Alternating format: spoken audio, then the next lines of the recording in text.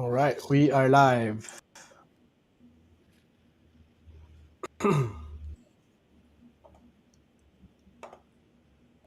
So,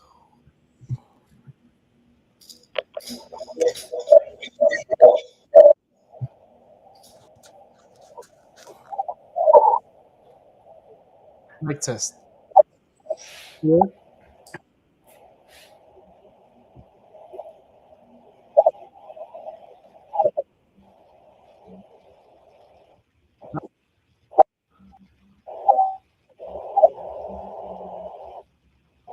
A little feedback.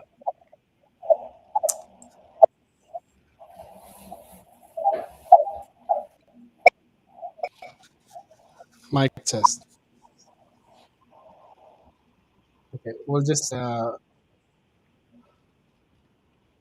viewers if they can hear us clearly.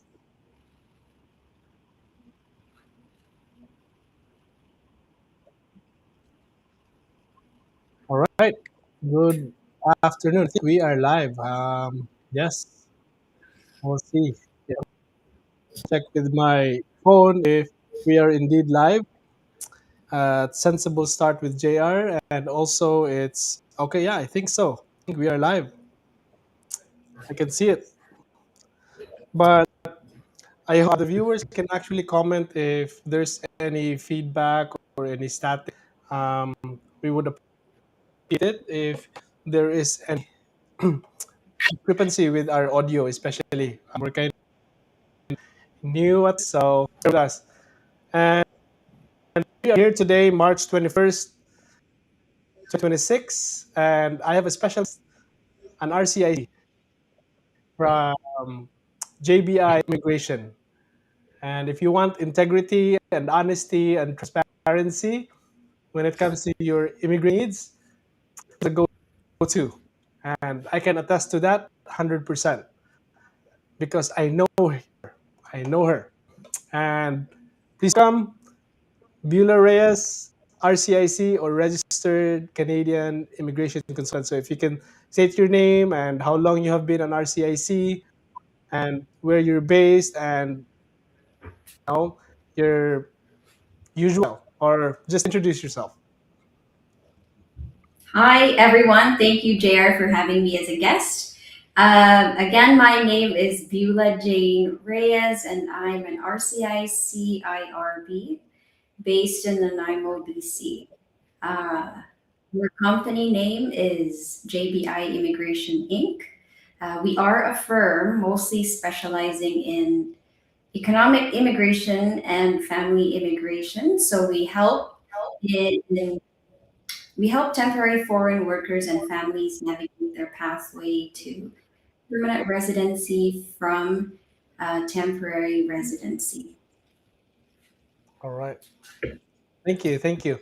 And Joel here, actually, I have a feedback. So, Joel, you are my tester here. So, I will probably change my microphone here.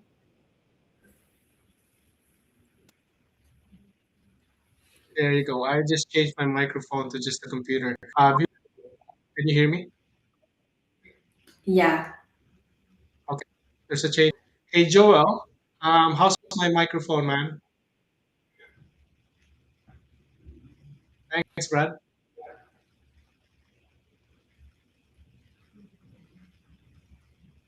All right. So I just turned it off. I know technical stuff. I need I actually bought this microphone DJI, but I still have to. But we'll get there. We'll get there. We're new. So yeah. How about today, Beulah? Basically, I'm just calling you Beulah, okay? But for everyone's awareness, Beulah, that's why I told you guys because the wife.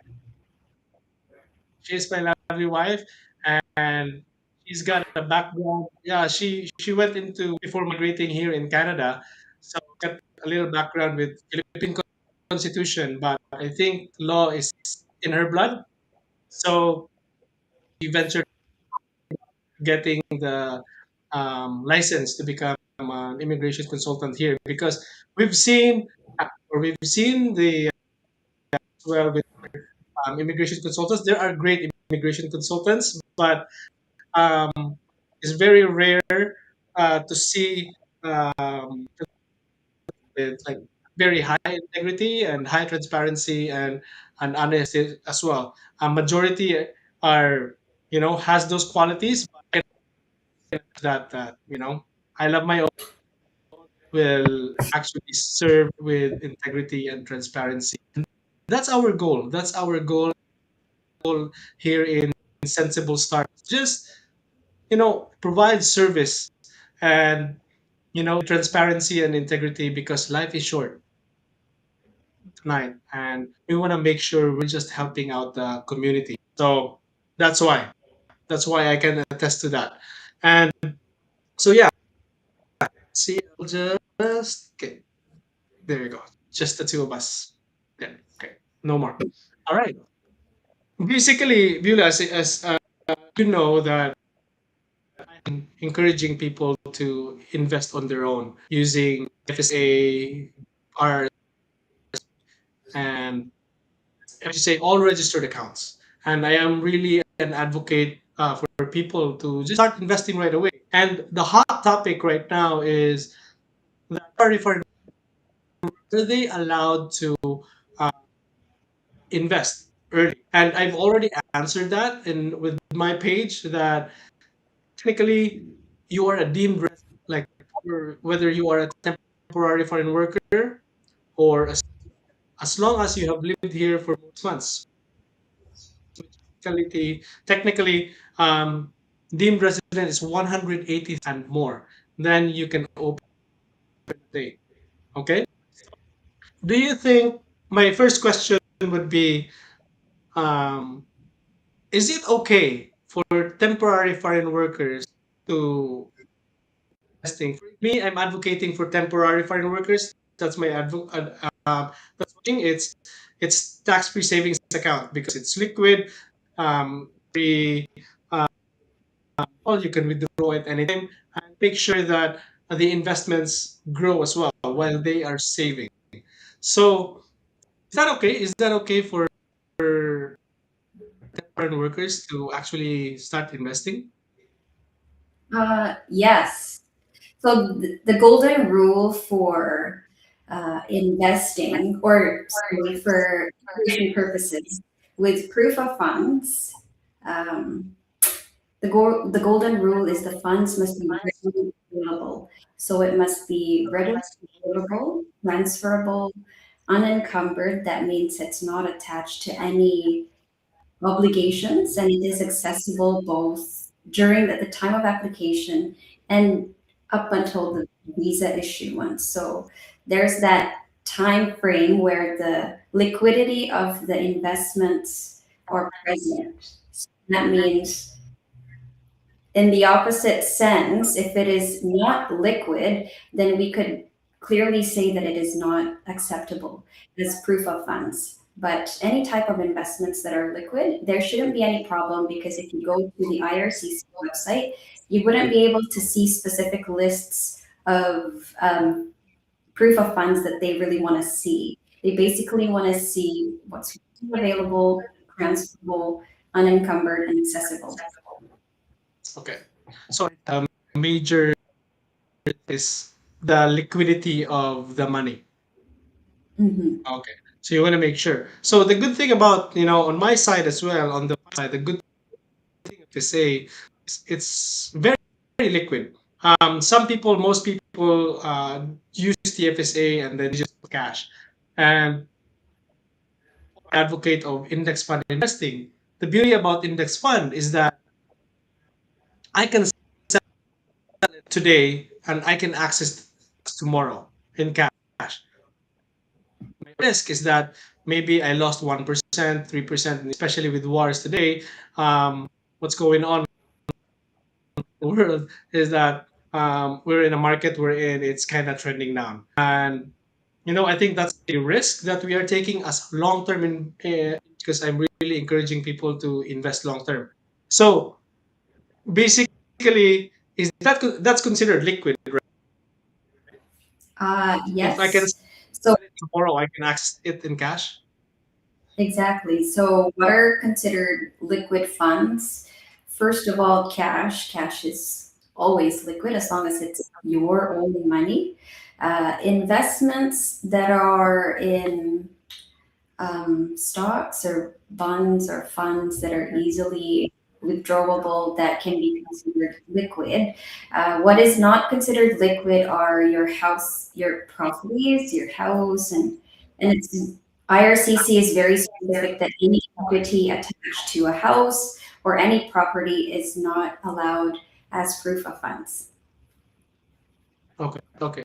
Anything sell, within the next few days. So I was looking at, what are the illiquid investments? As you mentioned, it's real equity, because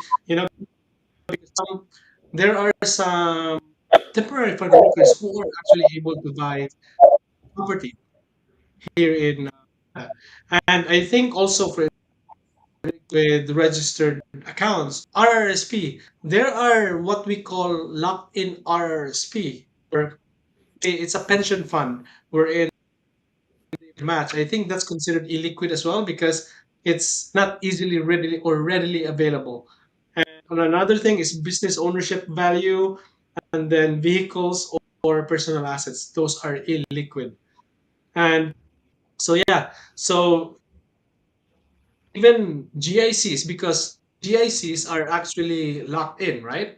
So that might be considered not liquid, correct?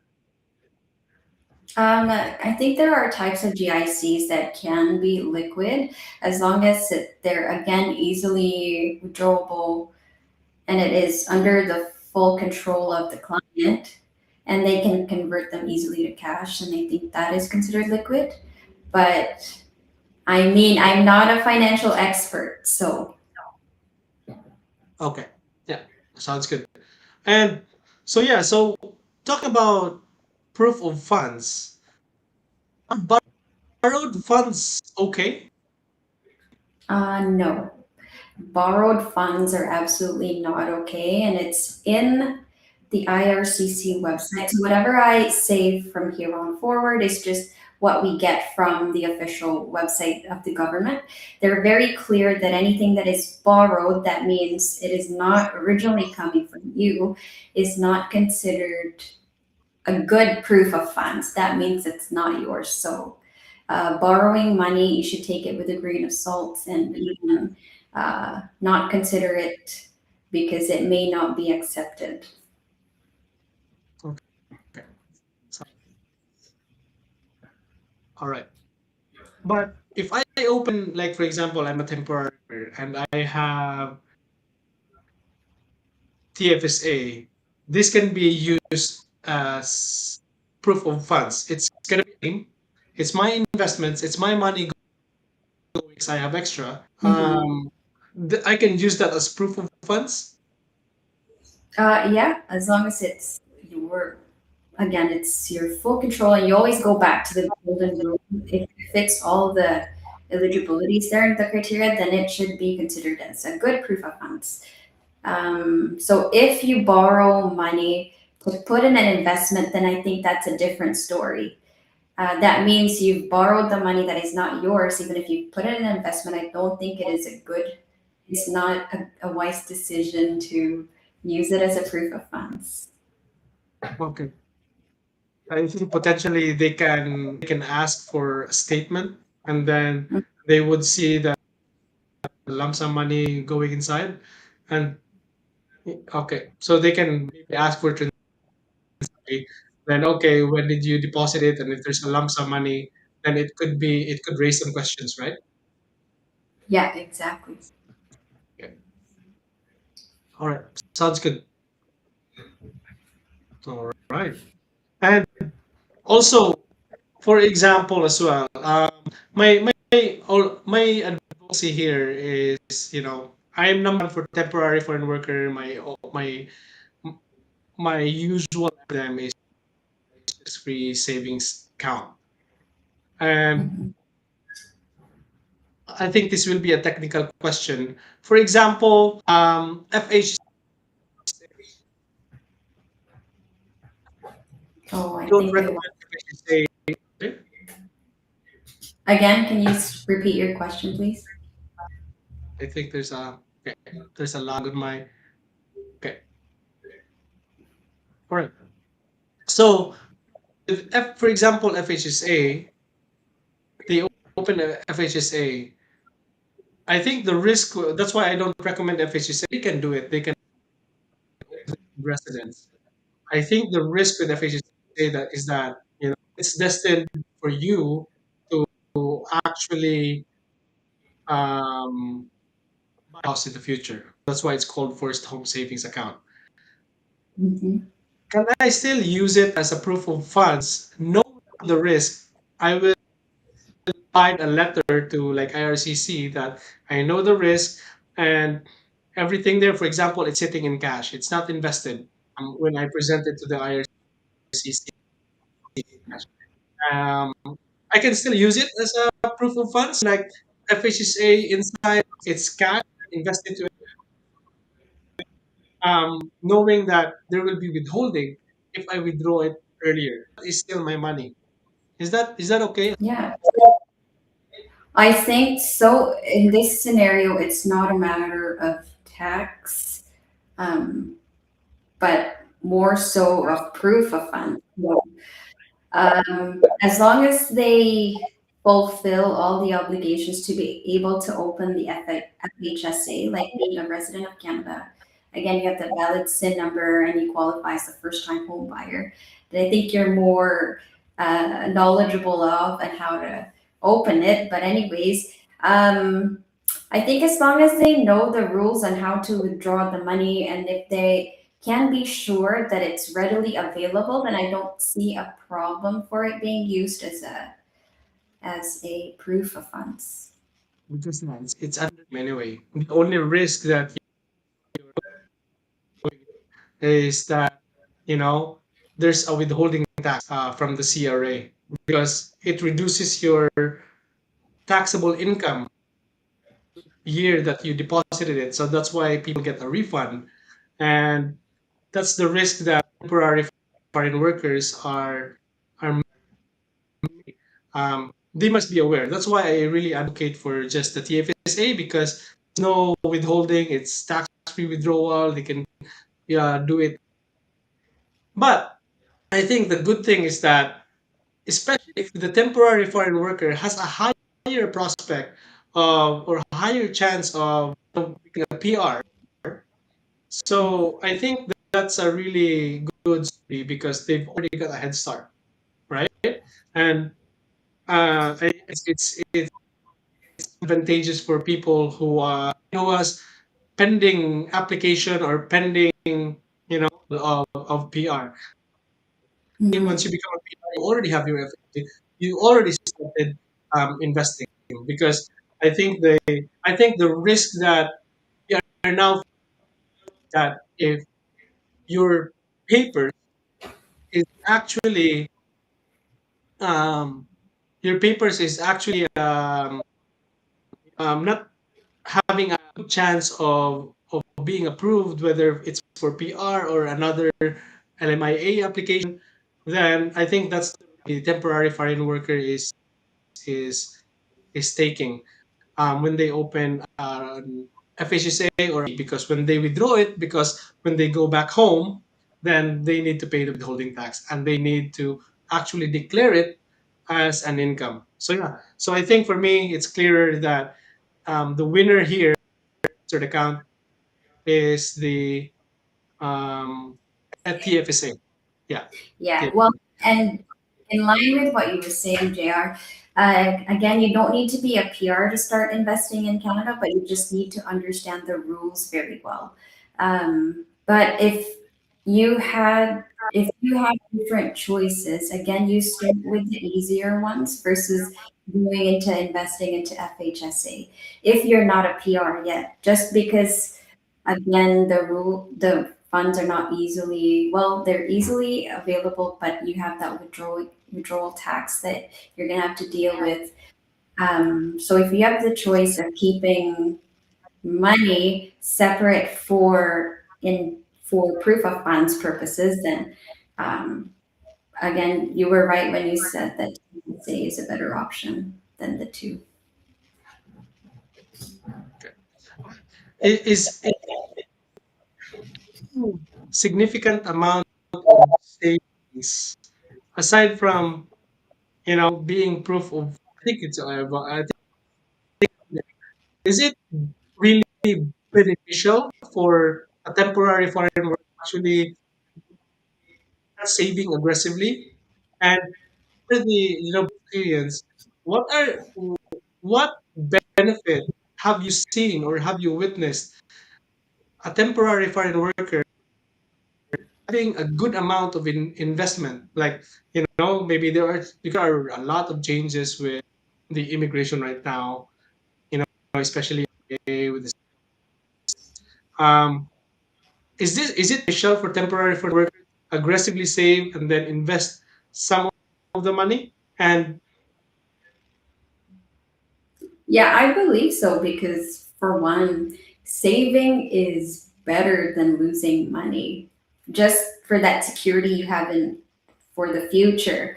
But just having that lesser mental stress when the consultant or your immigration representative asks you for these documents, it's easier to provide. There's no problem.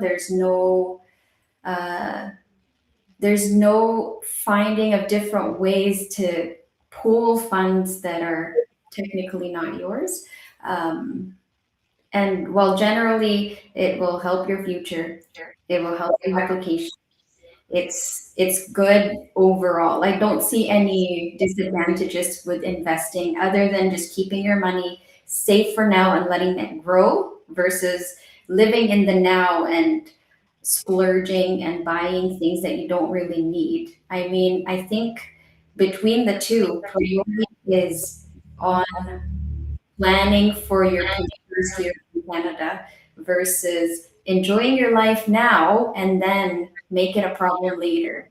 I think it's better to be prepared now for the future versus just forgetting about it and dealing with it when the time comes, which can be very stressful for the applicant as well as the immigration representative. and what I see is I think earlier you start and the more deposits your investing account the longer it stays on your savings or investing account the better it is in the eyes of the immigration officers, correct? Yes, because you will have to provide not just for a single month of proof of funds, you will have to provide for at least 3 to 6 months of proof, anyways. So having that activity in the long term will serve you for the better, especially with your application. And then that way you won't be charged with misrepresentation if you've actually misrepresented. Um, and it will it is it shows more transparency to the officer, which is what they basically want to see in an application. Okay.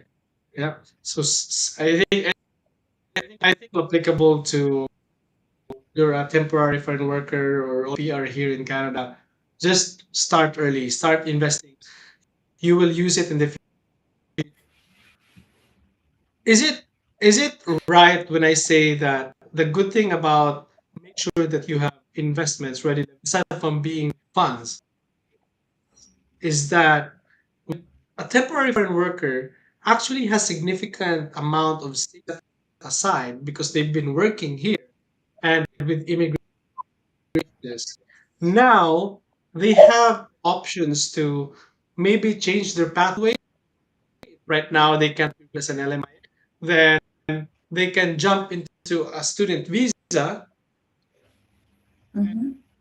Also, aside from supporting because here is PR.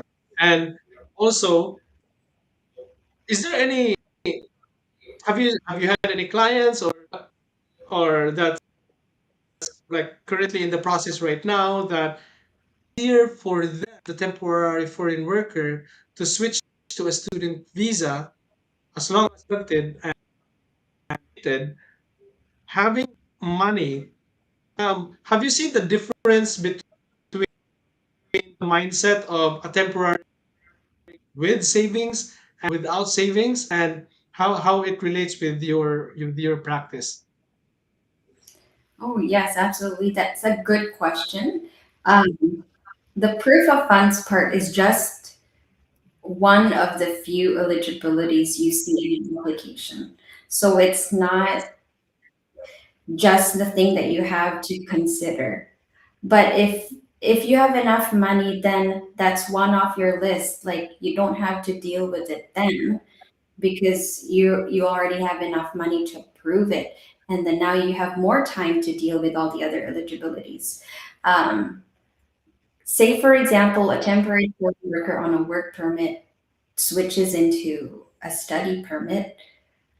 First, they have to genuinely show why they're going to study because what we've noticed in the past few months because of the changes in the work permit and LMIA eligibilities, people are now switching to study permits, which are also has their own rules and it's strict. But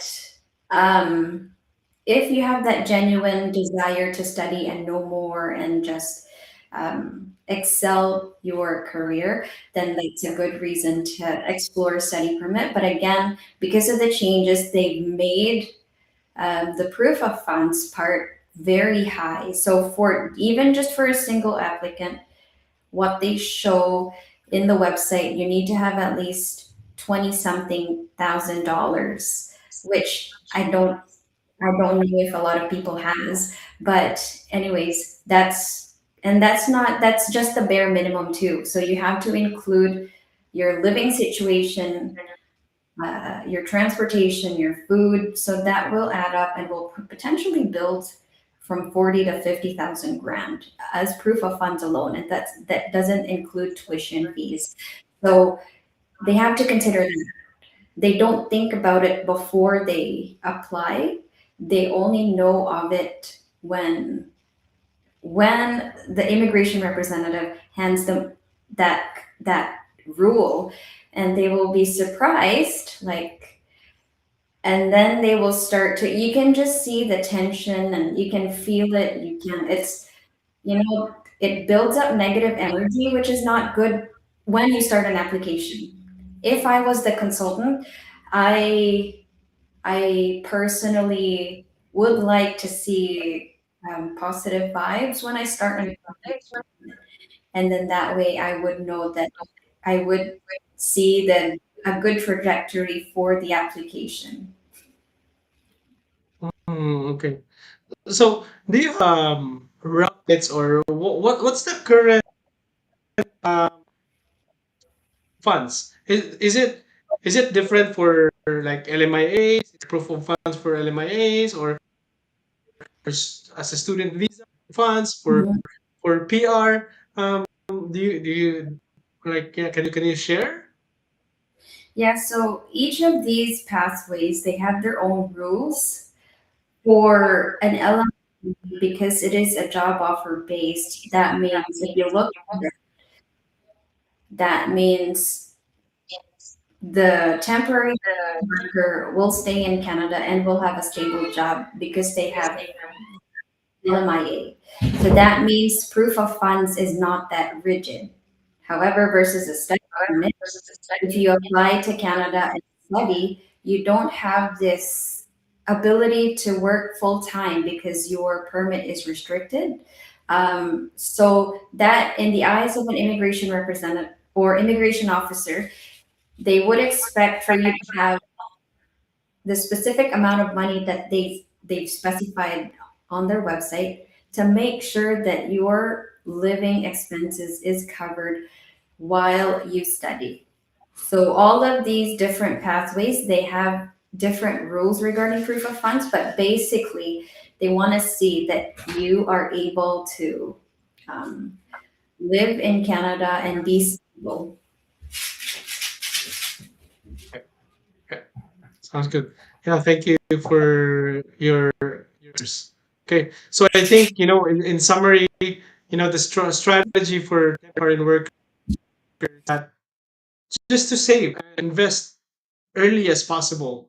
and also just to stay liquid and make that, when they know the risk and what are actually really beneficial for them. Because I think if you anyway, if you're becoming a PR, you already have a head start. That was actually my mistake. I wait until I become permanent resident until I started investing. So I've seen. So this is a case study. I know someone who actually started investing as early as 184 days when they become temporary foreign worker.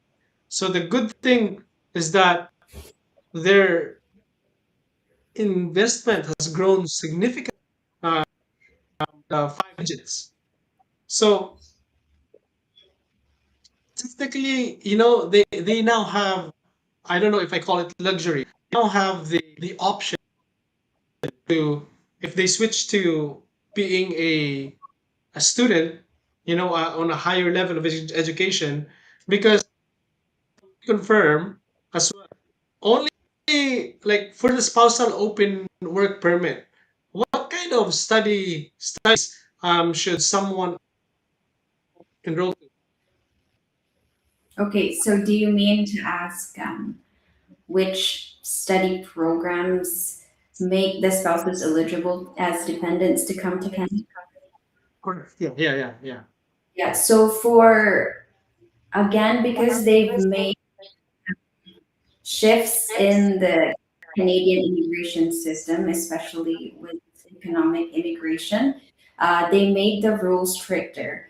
About, I'd say, 3 to 5 years ago, uh, dependence of a student can come to Canada, but now it's only generally only the ones who are studying master's degree or doctoral degree or um, specific bachelor's programs or the specific study programs that they put online, which are only a handful. Those are the only ones that can come to Canada. So that will be very tricky for the applicant because, again, they don't have the ability to work full time. And as we all know, the tuition fee for international students are 3 times more than a local student. So Yeah. that for them already takes a big toll on your finances. Second is you don't have that enough hours to work and supply your finances. So it's very important to save up for your future in this case. Yeah. Okay. Okay. Sounds good. Yeah. It's actually like, at least it's clearer now for about investing and proof funds, and not just proof of funds, right? Because it's so important that saving and invest early, because proof of funds aside, as you mentioned, you know the, the tuition fee first, if you switch to a student visa, it's 3 times, or maybe more, the cost. So it's really important to actually set aside money. And I've seen people were in, we can't blame them, because they actually come to Canada to life. I've seen people, they just all their earnings back home, to support the family there. I know it's a big topic, but do you agree if I say that, as a temporary foreign worker, because this is just me, this is just my personal take. The- For me, if I'm a temporary foreign worker, I will talk to my family over there back home, parents, that, "Mom, Dad, I need to save money so that I can actually PR." apply extension for my work permit. Is it safe to say that we should also talk to our home about sending so that we can just focus on ourselves? Like, what's your take on that? For me, that's just personal. I'm gonna talk to them. If I have parents, if I'm supporting, thing or nephews and nieces to send them home. Do you agree that we should have that conversation with the family so that we can focus on saving money here so that we can pursue or identify the right pathways, eventually become and start that difficult conversation? So if you, I guess I think most of the immigrants would agree.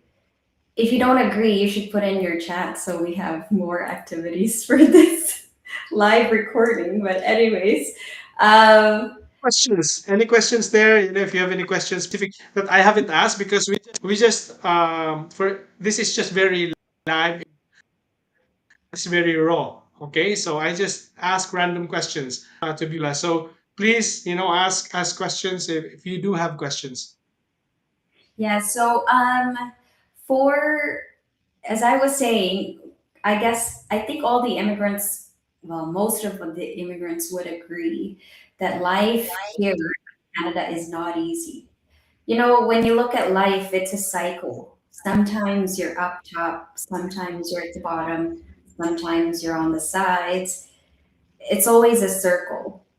But I guess when you're here, when you're outside of your comfort zone, I think it's totally fine and it's totally acceptable to have these hard conversations.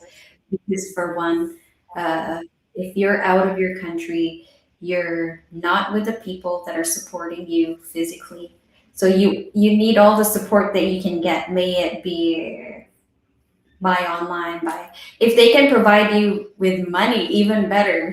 Instead of us sending them money, they're welcome to send their money to the here, and then that way they're well supported. And then the government just basically wants to see that if you don't have money yourself, it's fine to have somebody who can sponsor you, but that somebody should be someone very close to you, and they have to provide specific documents to be able to prove that they will actually support your stay here. But any help that they can get, I think it's always allowable, and I think having these hard conversations will actually help the client, for one, because they don't have to send money. I know it's hard because it's our culture to send money to the Philippines. Um, for most of the families, but um, if they're able to pause that obligation, I don't even know if it's actually an obligation, but again, it's cultural. Um, so if they can pause that part of their culture, then I think they can. I think it's okay to have that kind of conversation. There will be moments of frustrations and stuff like that, but I guess it's part of the process to just let them, you just have to be forward, and you just have to be gentle, be kind, but be forward, be honest, show them what your goals are, and I'm pretty sure they will understand. Okay. Okay. Are you seeing the questions here?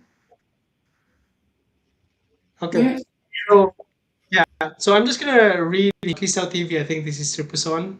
Um, asking for a friend who is a student that's out of status. Is there a pathway for him to stay in Canada permanently? Well, yeah, so this is not finance related. This is more like immigration. But can you share some thoughts, Bula? so watch for the next live. We will air. I'm just kidding. No. Um, Uh, so, is there a Fair enough. pathway for him to stay in Canada permanently? So, this question highly depends on when the study permit expired. If it expired 90 days, for more than 90 days, then they have to apply. They will have to apply from outside Canada. That means, oh, wait, is there a pathway for PR? So with that, sorry, I was thinking if they can transition to another temporary pathway, but is there a pathway for him to stay permanently? So this is a question about a student who has an expired status and wants to be in Canada permanently. So that depends if the student has had skilled work experience after their studies for at least a year. Um, then they can be qualified for Canadian Experience Pass or Federal Skilled Workers Program or those occupation-based categories for express entry.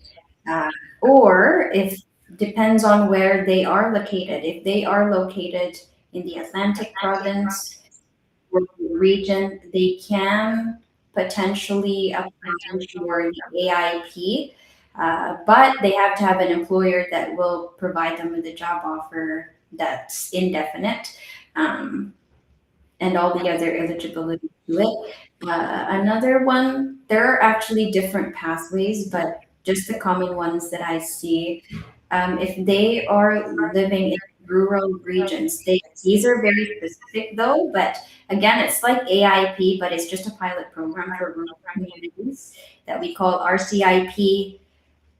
This is very highly competitive compared to all the other PR pathways, but if they have that opportunity with an employer too, that can be a PR pathway, even if they're out of status.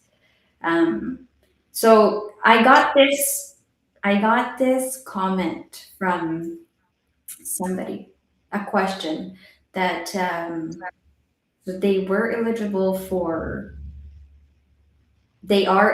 for Canadian Experience Class, but they've read somewhere that once they're out of status or once they go home to their home country, they won't be eligible for CEC anymore. That's not true. So whatever you read on social media, I always advise people to take it with a grain of salt. Don't always believe what you read in social media or anywhere else. Always go back to the official website of Canada.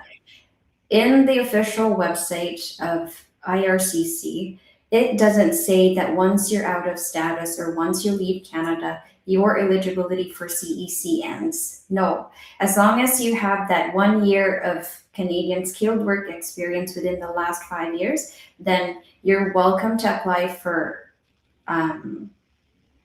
Again, first you have to put your name in the pool for the express entry, and once you have that, you've reached a certain number of points that will allow you to get that invitation, then yes, you can apply for an ITA or PR, sorry.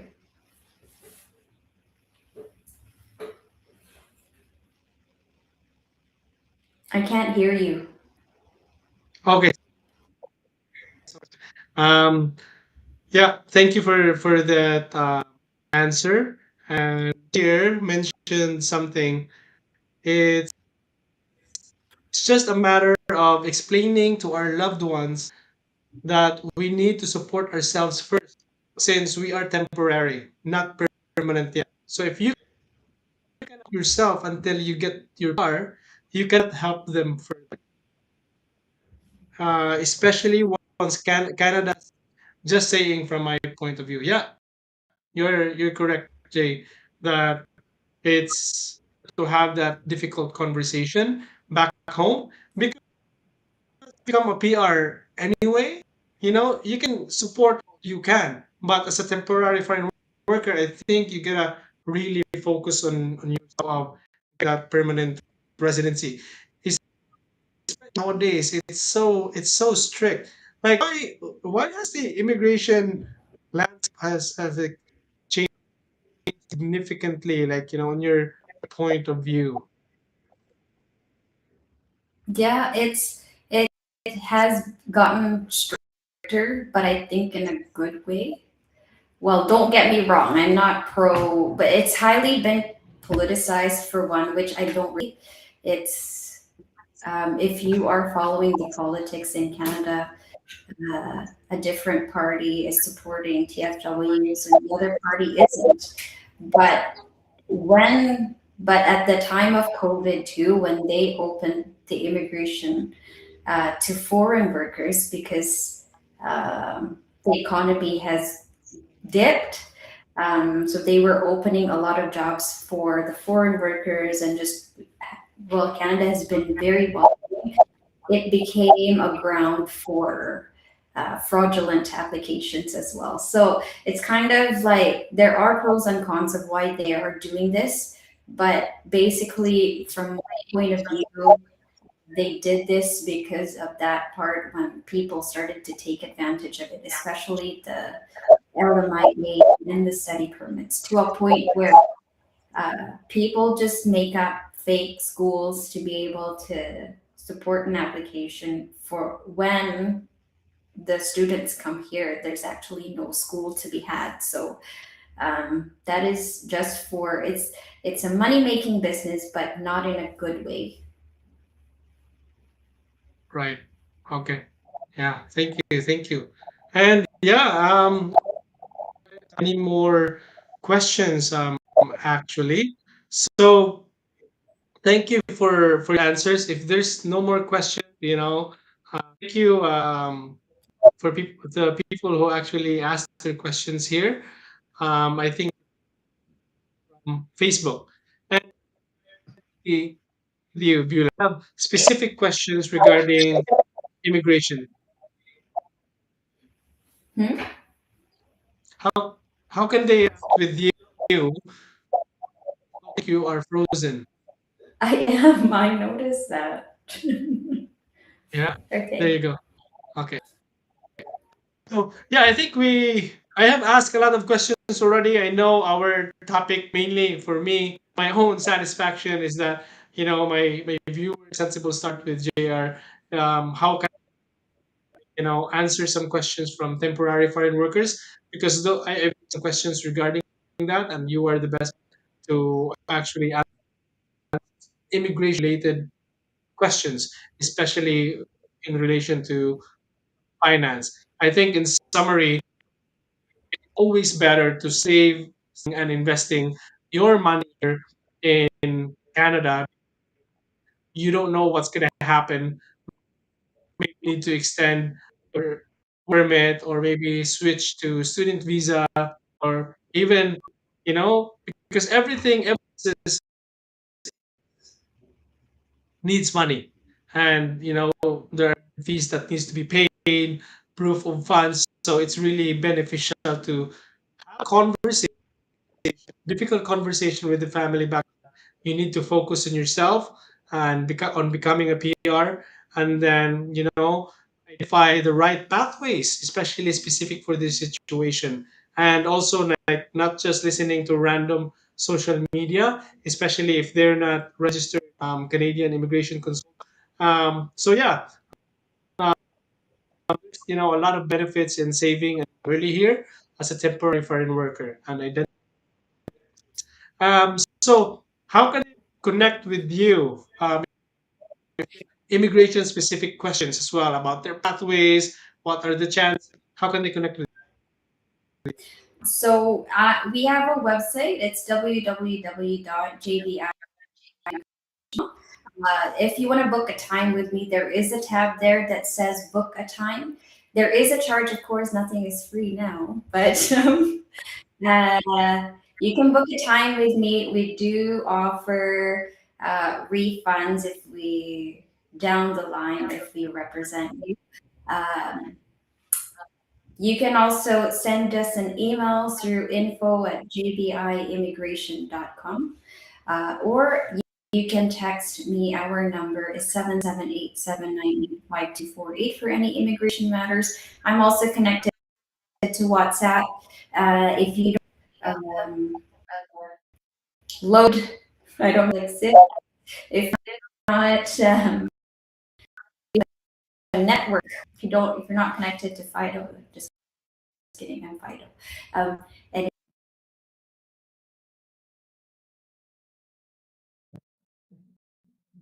that off? Sorry, you are frozen.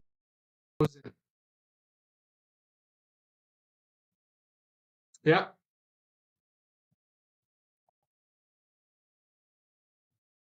I don't know what happened.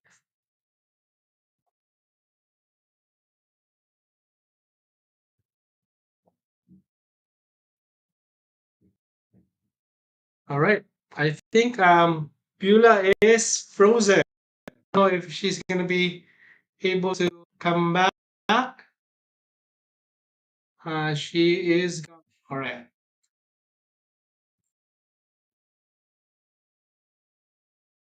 Just gonna send her a message that she actually went away and was logged out. Okay. But I think no, um, I think I couldn't add her. That's the glitch. It's her system. So I'll just remove her.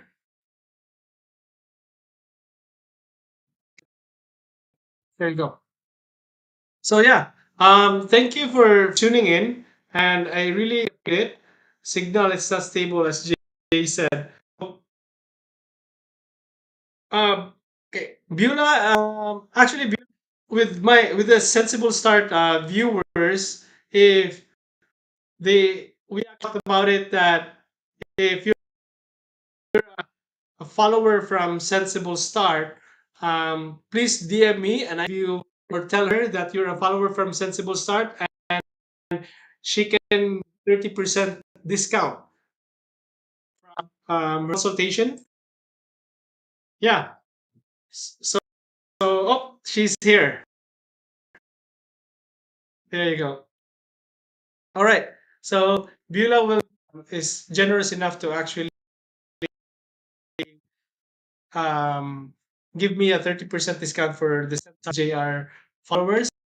So I'm actually gonna paste over here. Good. All right. Yes. Okay. Tidy cap. And this special booking link for with our link.